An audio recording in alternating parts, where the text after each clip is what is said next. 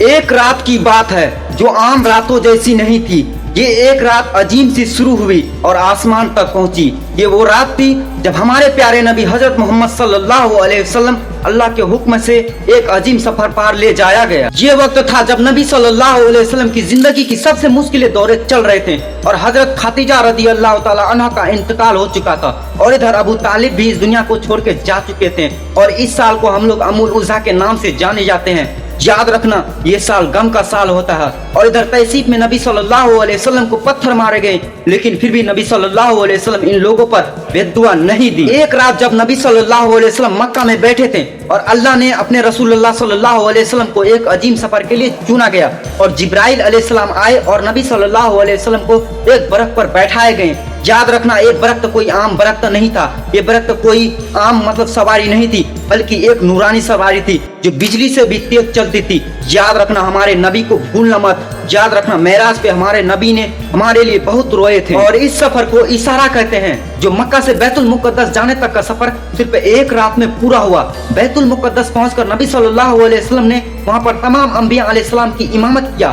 یہ نبی صلی اللہ علیہ وسلم کی بلند مقام کی تحلیل ہے اور یہاں سے شروع ہوئی معراج اور آسمان کی سفر جو کہ ساتھ میں حضرت جبرائیل علیہ السلام اور نبی صلی اللہ علیہ وسلم کو سب سے پہلے آسمان پر لے جایا گیا. پہلے آسمان پر حضرت آدم علیہ السلام, دوسرے پر حضرت عیسیٰ علیہ السلام اور یحییٰ علیہ السلام, تیسرے پر حضرت یوسف علیہ السلام, چوتھے پر حضرت ادریس علیہ السلام, پانچویں پر حضرت ہارون علیہ السلام, چھٹویں پر حضرت موسیٰ علیہ السلام, ساتویں پر حضرت ابراہیم علیہ السلام. اور ہر نبی نے رسول اللہ صلی اللہ علیہ وسلم کی استقبال کی اور اچھی طریقے سے تصدیق کی اور اچھی طریقے سے کی مددگار کی. اور یہاں پر پہنچ کر حضرت جبرائیل علیہ السلام رک گئے. انہوں نے کہا اس سے آگے میں نہیں جا سکتا اور یہاں پر نبی صلی اللہ علیہ وسلم تنہا رہ گئے اور جہاں جہاں اللہ نے جو چاہا وہ عطا فرمائے. اور اس رات اللہ تعالیٰ نے 50 وقت کی نماز فرض کی لیکن حضرت موسیٰ علیہ السلام سے مشورے سے کم ہوتے گئے لیکن یہ ہوتے ہوتے 5 وقت رہ گئے لیکن ثواب 50 کا ہی رہا. اور ادھر معراج پر سارا مشورہ ہونے کے بعد نبی صلی اللہ علیہ وسلم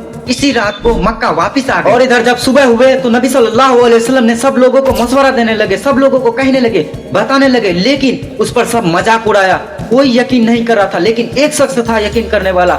حضرت ابو بکر رضی اللہ تعالیٰ عنہ نے کہا اگر نبی صلی اللہ علیہ وسلم یہ بات کہہ رہا ہے تو یہ بات بالکل سچ کہہ رہا ہے, اس لیے ان کو صدیق کہا جاتا ہے. میرے پیارے پیارے منتوں, یہ سفر اسارہ معراج یہ صرف واقعہ نہیں ہے بلکہ ہمارا ایمان کا امتحان ہے. اس نماز کو اپنی زندگی کا حصہ بنا لو کیونکہ یہ تحفہ آسمان سے آئی ہے. یاد رکھنا اللہ سب کو دیکھتا ہے اور کہیں بھی رہو کہیں بھی کچھ بھی کرو اللہ سب کو دیکھتا ہے. میرے پیارے پیارے منتوں, یہ بات ہر مسلمان کا جاننا بالکل فرض ہے اور جاننا بہت ہی ضروری تھا.